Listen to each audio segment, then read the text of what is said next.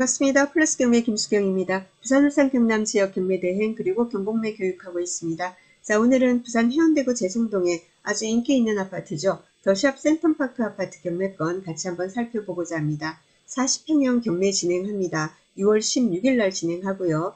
그리고 입찰 최저가는 10억 800만 원입니다.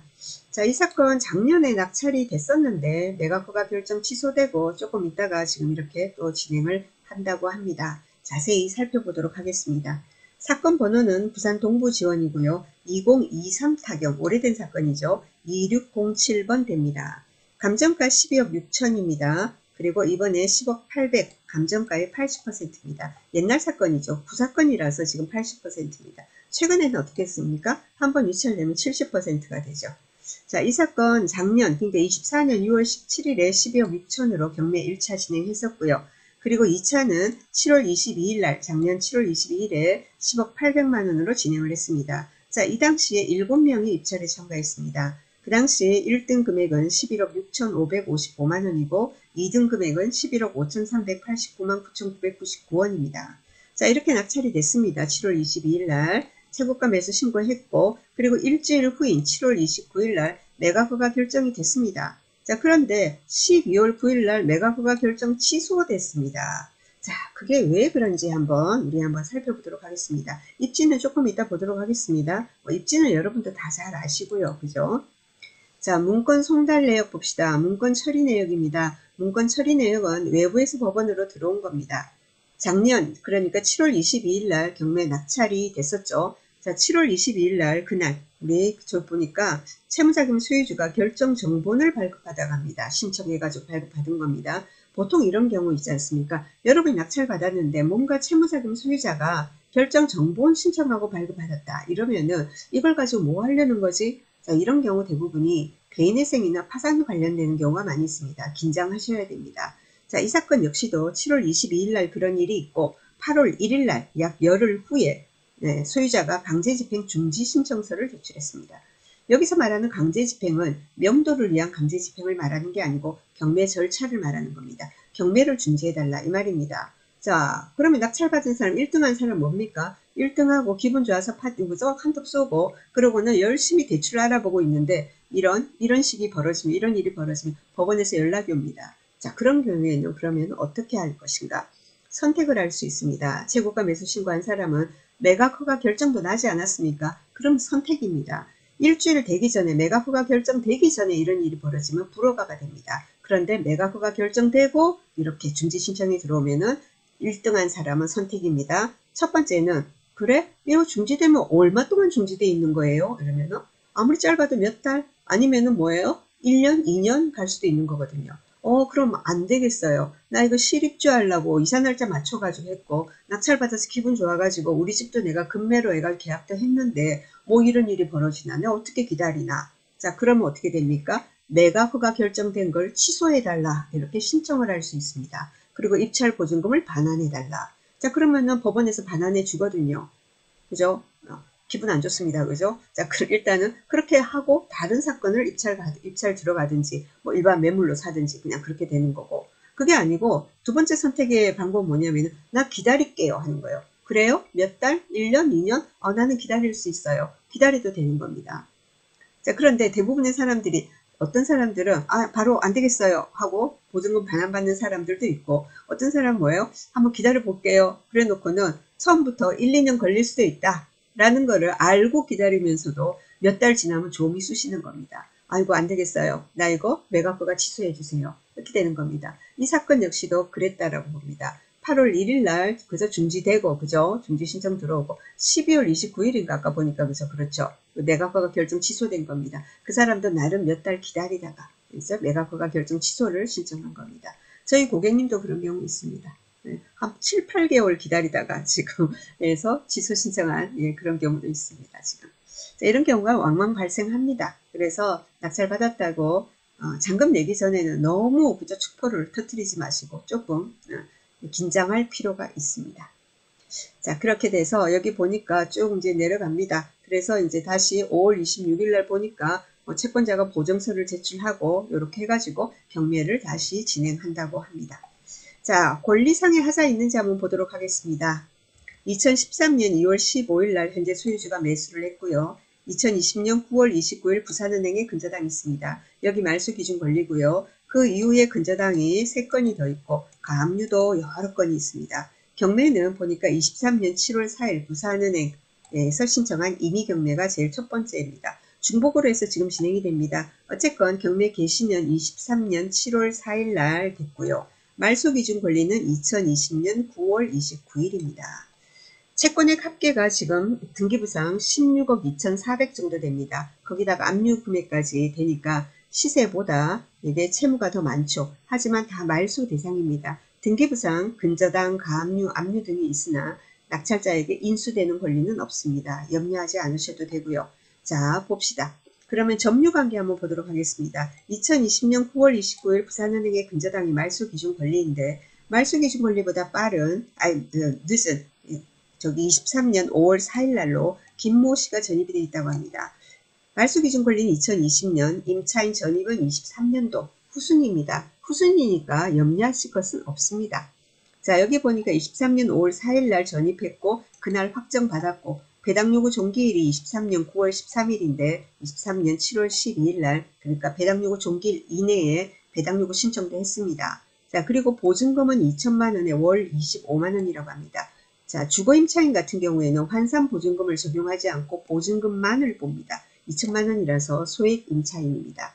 자, 그래서 2천만 원 전액 문제 배당을 받을 수 있을 것으로 보입니다. 그럼 아무런 문제도 없죠. 자, 그러면 여기서 여러분들이 보통 생각하는 게 뭐냐면은 소액 임차인이야.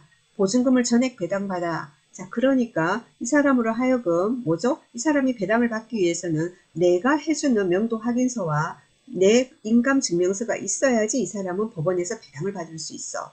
자, 그렇다면 나는 그 서류를 해주면서 당신은 관리비를 비롯한 공과금 같은 거 다 정산하시고 그리고 이사를 해요. 그러면 이사하는 날 내가 이거를 서류를 주겠다. 그 서류 가지고 법원 가서 배당 받아라. 이렇게 하면 되겠네. 오, 개꿀 막 이런다 그죠? 명도 난이도가 굉장히 낮다. 이렇게 본다 그죠? 근데 여러분 여기서 한번 우리 보세요. 여기가 시골에 한 동짜리 저기 있는 노후된 아파트도 아니고 센텀파크입니다. 해운대구 제송동의 센텀파크 40평형 아파트가 뭡니까? 방 하나도 아니고 주거용 전부를 임차하는데 보증금 2천만 원에 월 25만 원이라고 합니다. 그죠? 납득이 됩니까? 저는 납득이가 안 됩니다. 자, 그리고 이 사람 전입 날짜 언제입니까? 23년 5월입니다. 경매 개시 언제입니까? 23년 7월 4일입니다. 경매 개시 2달 전입니다. 자, 그 무렵에 보니까 23년 5월 달부터 가압류가 들어오기 시작하고 6월 달에도 가압류, 23년 8월 달부터 쭉 가압류들 들어옵니다. 이때가 언제겠습니까? 굉장히 그죠? 경제적으로 지금 여러 가지 자금 문제가 꼬일 당시겠죠.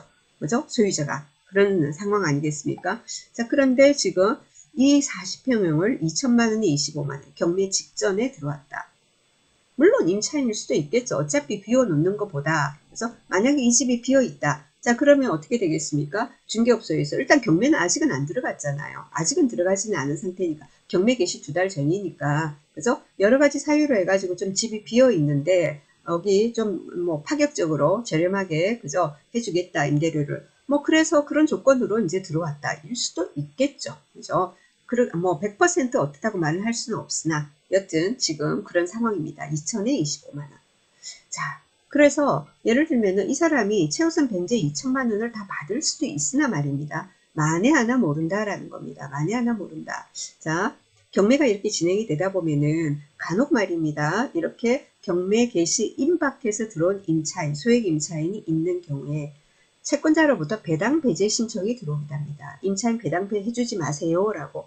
그거는 지금 우리가 이제 입찰 이렇게 좀 경매 진행 중에 들어오기도 하고요. 낙찰되고 나서 나중에 배당일 정해지기 전에 채권자로부터 신청이 들어오기도 하고 그리고는 배당일날 배당 기일날 채권단에서 와가지고 배당표 확인하면서 그 자리에서 배당에 대한 이의 신청을 하기도 합니다. 그러니까는 뭐냐면 만약에 그렇게 이의 신청을 했다 이러면 어떻게 되냐면 그 사건에 대해서는 일단 배당을 보류하고 임차인은 내가 진짜로 임차인이란 걸 증빙을 해야 되는 거죠.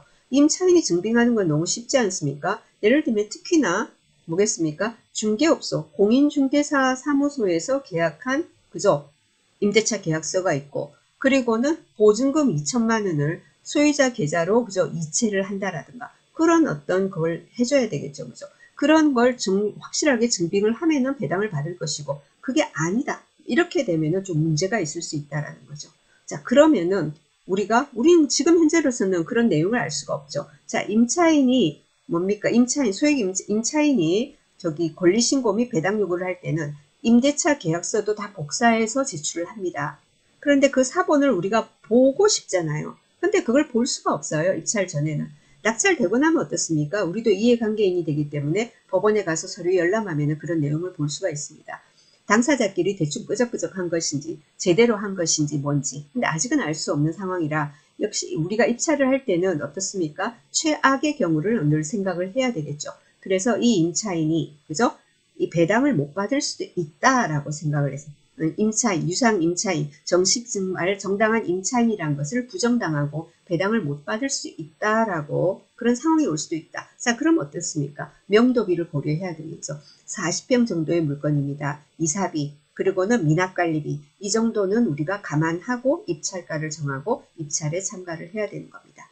자, 그러면은 이제 마지막 마무리하기 전에 호실 위치 한번 보도록 하겠습니다. 호실 위치 봅니다. 112동에 36층의 1호 라인입니다. 지금 여기가 이렇게 되어 있다라고 나와 있습니다. 자, 그리고 112동 한번 찾아보도록 하겠습니다. 112동입니다. 112동이 남쪽이거든요. 이쪽에. 여기가 센텀파크 아닙니까? 자, 여기입니다. 112동. 112동. 요게 112동입니다. 해당 라인은 여기가 되겠습니다. 요 라인 됩니다. 그래서 위치 확인됐고요. 자, 그리고 저기를 한번 구조 한번 보도록 하겠습니다. 자, 구조 봅니다. 구조 보니까 여기가 그래서 침실, 거실. 그래서 방은 3개네요. 여기가 안방입니다. 안방이고 드레스룸 욕실 되고요. 거실이고 그죠? 거실이고 이쪽 침실 있고 요거 작은 방 2개 있고 지금 요런 패턴으로 지금 되어 있습니다. 자, 그렇다면은 우리가 다시 돌아가서요. 다시 돌아가서 잠시만요. 자, 이렇게 되지 않습니까? 이렇게 지금 구조가 되셨습니다. 지적도로 보면은 지금 요 패턴이거든요. 요 패턴이 되는 겁니다. 요 패턴이에요. 자, 그래서 이거를 여러분이 확인을 해 보시면은 지금 구조가 이렇게 되니까 그러면은 확인은 여러분이 하셔야 됩니다. 근데 생각에는 여기 지적도를 본다면은 요렇게 거실 및 그죠? 안방 및 거실이 동향이 되지 않을까 싶습니다만은 여러분이 요 방향 부분에 대해서는 한번 확인을 해 보시기 바랍니다.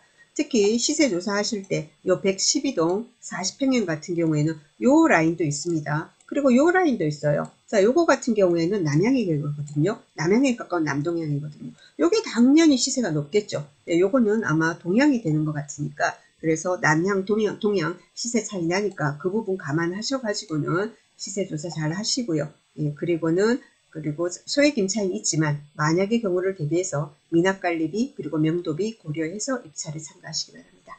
자, 저는 여기까지 하도록 하겠습니다. 혼자서 경매 진행 어려우신 분은 문의 주시기 바랍니다. 법원 등록 경매 매수 신청 대리인입니다. 자, 완벽하게 분석하고요. 그리고 낙찰 예상가 그리고 명도까지 깔끔하게 진행해 드리도록 하겠습니다. 감사합니다.